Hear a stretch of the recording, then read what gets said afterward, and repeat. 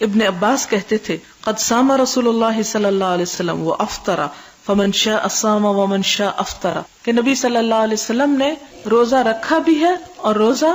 نہیں بھی رکھا، یعنی کب؟ سفر میں، لہذا جو چاہے روزہ رکھ لے، جو چاہے نہ رکھے، یعنی دونوں طرح سے سہولت ہے، اس میں کوئی کنٹرڈکشن کی بات نہیں، وسعت کی بات ہے۔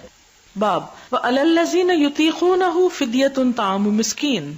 اور ان لوگوں پر جو طاقت رکھتے ہوں فدیہ دینے کی، کھانا کھلائیں ایک مسکین کو۔ قال ابن عمر وسلمۃ بن الاکوع نسختها، ابن عمر اور سلمہ بن اکوع اس آیت کی تفسیر کیا کرتے ہیں؟ نسختها، اس کو منسوخ کر دیا، کس نے؟ شہر رمضان الذی انزل فیہ القرآن، وہ اگلی آیت جس میں آتا ہے کہ رمضان کا مہینہ وہ ہے جس میں قرآن نازل کیا گیا، الی قولہ، اس بات تک، الا ما ہداکم ولعلکم تشکرون، یعنی پوری آیت اینڈ تک، اور اس میں آتا نا فمن شہد منکم الشہر فلیصمہ، یعنی پہلی آیت میں فدیے کا ذکر ہے لیکن دوسری میں کہ اب روزہ رکھے گا ہی، یعنی یہ اجازت اب نہیں رہی۔ وقال ابن نمیر حدثنا الاعمش حدثنا عمرو بن مرۃ حدثنا ابن ابی لیلى حدثنا اصحاب محمد صلی اللہ علیہ وسلم،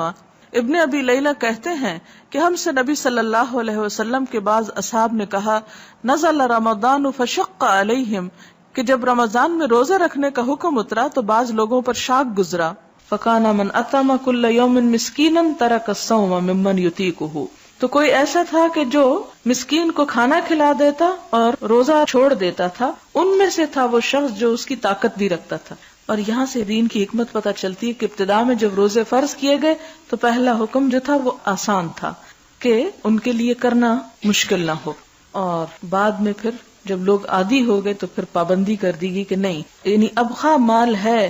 اور طاقت بھی ہے تو اس صورت میں روزہ ہی رکھنا ہوگا، فدیے کی رخصت اب باقی نہیں رہی۔ فَكَانَ مَنْ أَطْعَمَ كُلَّ يَوْمٍ مِسْكِينًا تَرَكَ الصَّوْمَ مِمَّنْ يُطِيقُهُ وَرُخِّصَ لَهُمْ فِي ذَلِكَ، ان کو اس کی رخصت دی گئی، فَنَسَخَتْهَا، تو نسخ کر دیا اس آیت کو، وَأَن تَصُومُوا خَيْرٌ لَكُمْ، اور یہ کہ تم روزے رکھو تمہارے حق میں اچھا ہے، فَأُمِرُوا بِالصَّوْمِ، تو لوگوں کو روزہ رکھنے کا حکم دے دیا گیا۔ اور وہ آیت بھی کہ فَمَنْ شَهِدَ مِنْكُمُ الشَّهْرَ فَلْيَصُمْهُ، اس سے روزہ واجب ہو گیا۔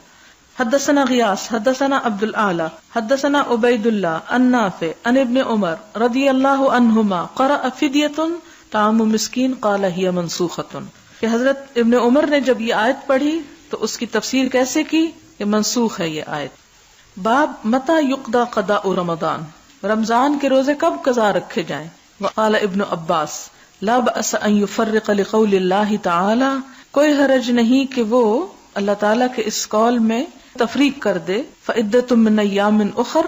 کہ دوسرے دنوں کی گنتی پوری کرے، یعنی یفرق کا مطلب ہے جدا جدا کر کے رکھے، الگ الگ کر کے رکھے، یعنی ایک سٹریچ میں قضا لازم نہیں۔ مثلا آپ نے پیریڈز کی وجہ سے رمضان کے 6 روزے مس کر دیے، اب آپ رمضان کے بعد رکھنا چاہتے ہیں، تو کیا یہ لازم ہے کہ 6 ایک ہی سٹریچ میں رکھیں یا ان میں تفریق کر دیں، فرق کر دیں؟ تو آپ اس میں فرق کر سکتے ہیں، ایک مہینے میں بھی ایک روزہ رکھ سکتے ہیں۔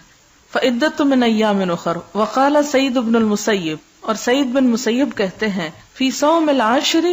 لا يصلح حتى يبدأ برمضان، اور ذوالحج کے 10 نفل روزے کے بارے میں کہتے ہیں یوم العاشر کہ لا يصلح، اس کے لیے درست نہیں، حتی یبدأ برمضان، یہاں تک کہ رمضان سے ابتدا کرے،